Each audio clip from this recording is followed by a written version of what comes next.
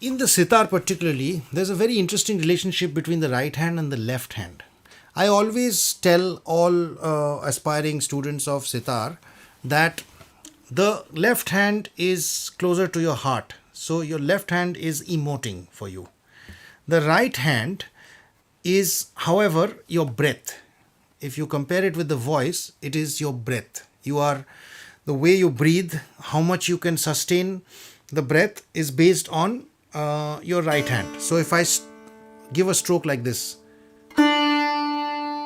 vis-a-vis a stroke like, or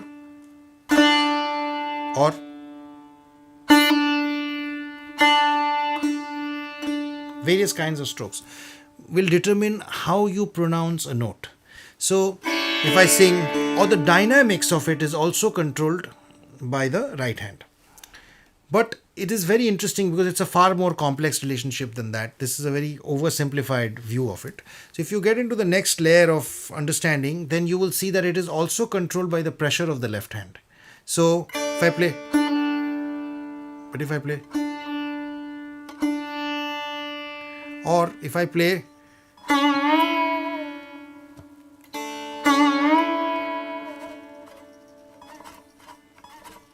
I'm not even using the right hand.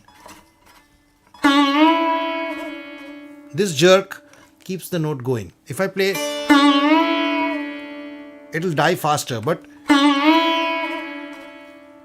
so even with breath, how much you take in, how much you give the output will determine how long you can make it last. If you give the full air out, then you probably last for shorter time. But if you do, you can control your breath, you can control the dynamics, and therefore keep longer sustain. The other interesting thing is when you pitch a note, it is not that just because it's an instrument, so I can, of course, if I play just on the frets, I know where the fret is, I'll get it in tune provided my instrument is in tune. But because this is an instrument which is essentially a chromatic instrument, so one of the exercises I tell all aspiring students is to play this same Saregama Padanisa from the previous fret. So you pitch the next note knowing exactly how much to pull the string,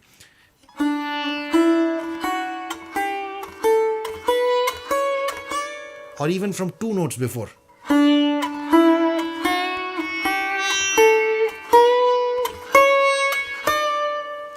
And of course, I'm making some mistakes, but if I get it perfect, then the sympathetic strings should start playing immediately. So,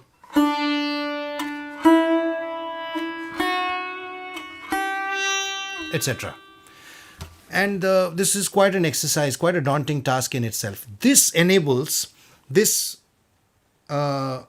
pressure, amount of tension on the string vis-a-vis the note that is being pitched.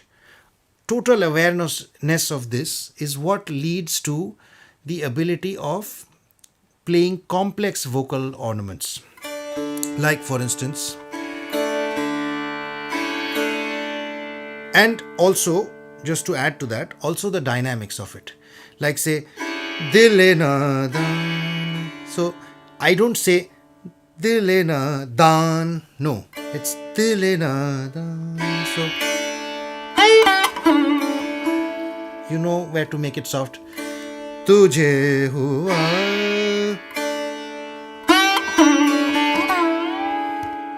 So, tujhe hua kya hai?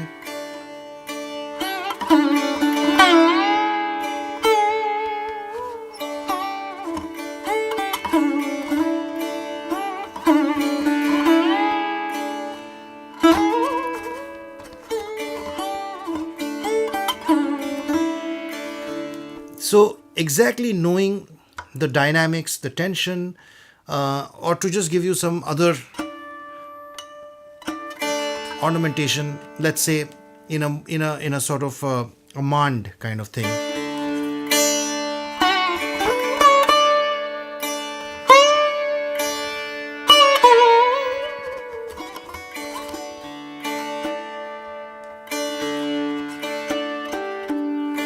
So, da na na da,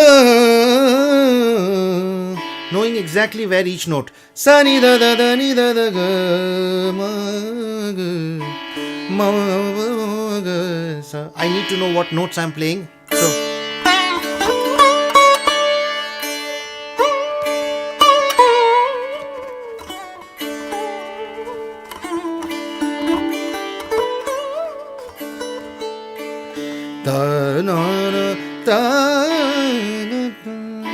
Etc.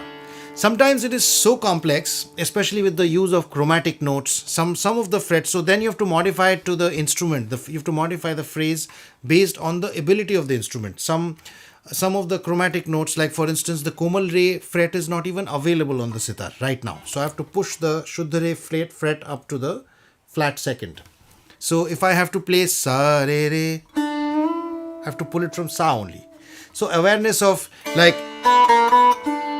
this, I'm pulling it from the flat sixth.